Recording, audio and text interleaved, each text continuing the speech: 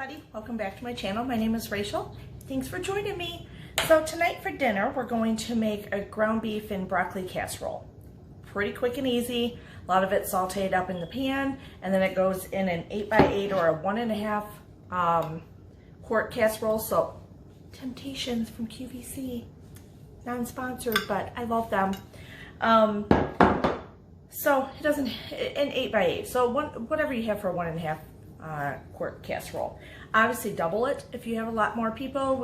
It's just my husband and myself, and this will at least have us, that doesn't even make sense, at least we will have a little bit for leftovers for lunch tomorrow. I'm hoping. Depends on how hungry he is when he gets home.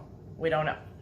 I'm hoping, because I like to always give him like a sandwich or a wrap in his lunch, and then give him some leftovers from the night before for something, especially when it starts to get cooler and stuff. I like to have that in his lunch, so he has that to eat. All right, so pretty much it's probably gonna be under 30 minutes. It's gonna be a nice, quick, easy meal. We're using a fresh broccoli. You can use frozen broccoli if you have it, it's fine. We're gonna steam this in the microwave real quick. Normally I have those damn steam bags, and I'm out of them. So now I gotta chop it up, put it in the microwave, and steam it for about 5 minutes, and cover it up. I'll show you that. And so it kind of cooks it up a little bit. Or if you have frozen, use frozen. If you have frozen, I would not cook it, if it says 5 to 6 minutes, I do like 4.5.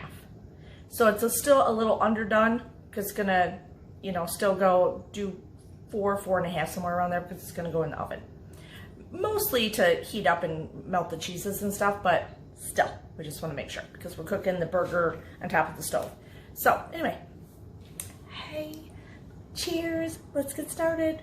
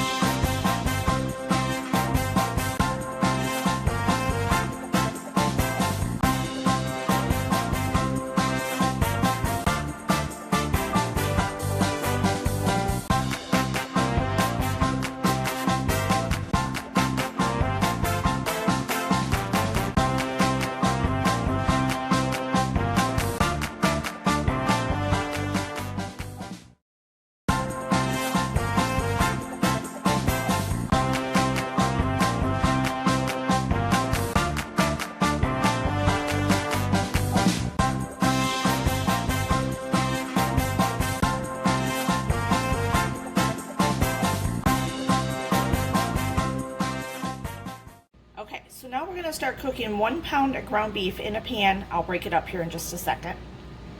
Okay, so we're going to saute this up for about 4 or 5 minutes until it's all browned up. Okay, so while the meat is cooking up, I'm going to,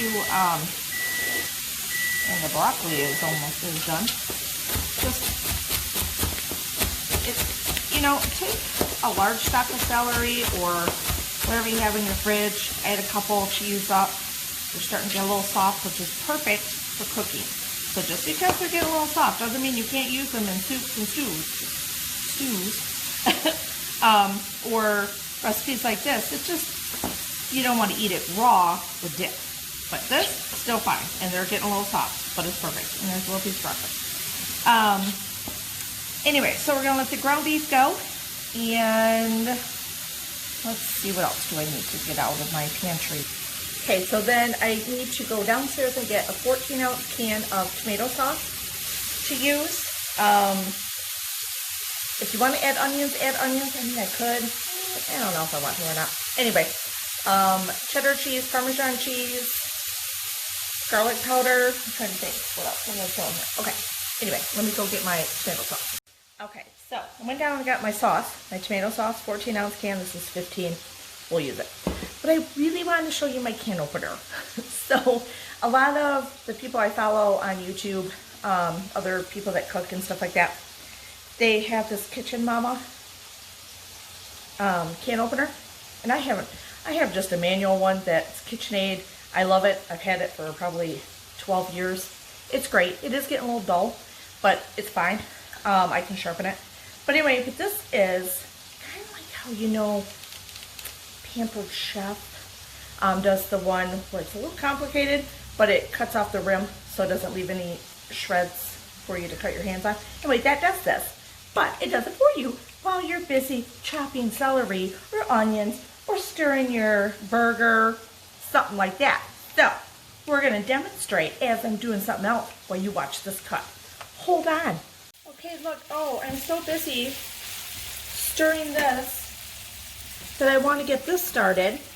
So you put it on and you just let it go. And as it's going, I'm going to continue on to do something else in my life.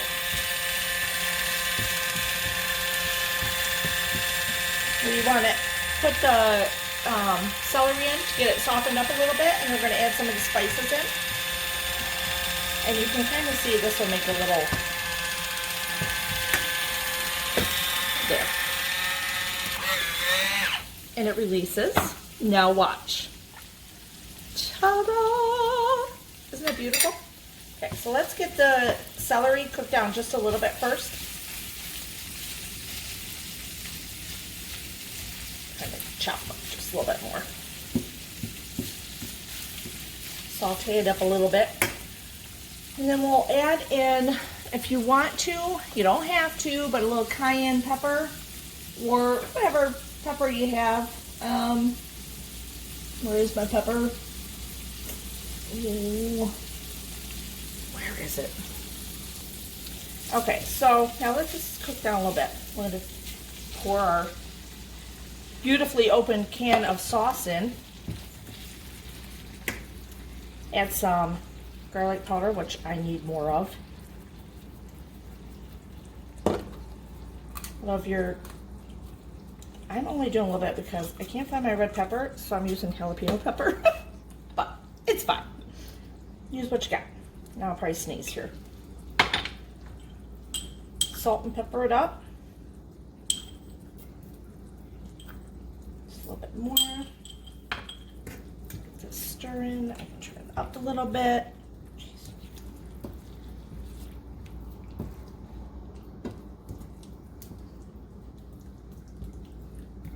Okay, we're going to simmer this for about 10 minutes, 8 to 10 minutes. Let it get a little thicker.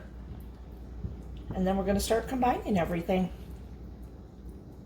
Okay, so you can see how it thickened up.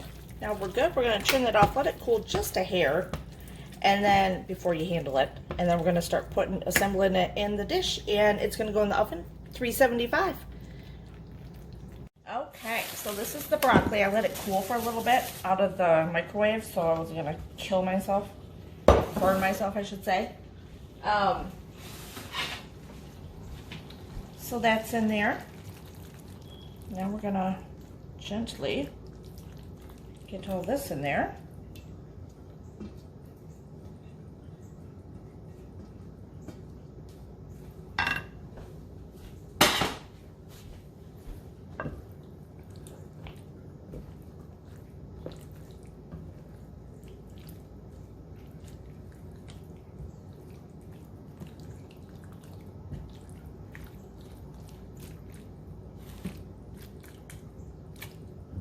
All right, so now, man, just clean the phone really well.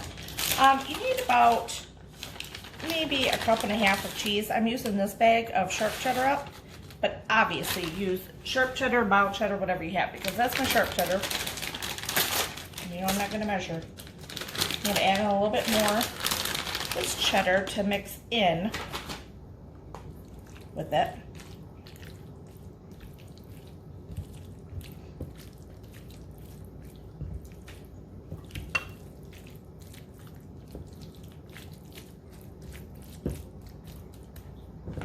And then we're going to top it with more cheddar cheese because we like cheese. We love some cheese. Cheddar cheese, and then grated Parmesan, or if you have the, it's all over my hand, or if you have the Parmesan that's in the green container, that's, we don't even know if it's real Parmesan or not, it doesn't matter. Use what you have.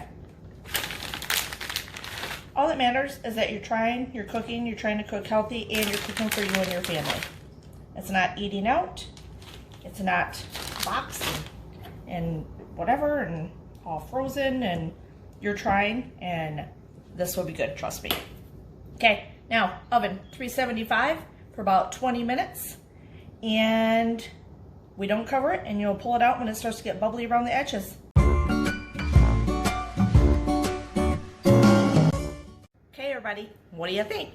So it's about a 30-minute meal, maybe 35 minutes, but who's counting? I mean, seriously, start with browning your burger. While the burger's browning, you steam your broccoli, or chop your broccoli while the burger's browning, then throw the broccoli in the microwave or steam it, do whatever you have to do. Depends what you use.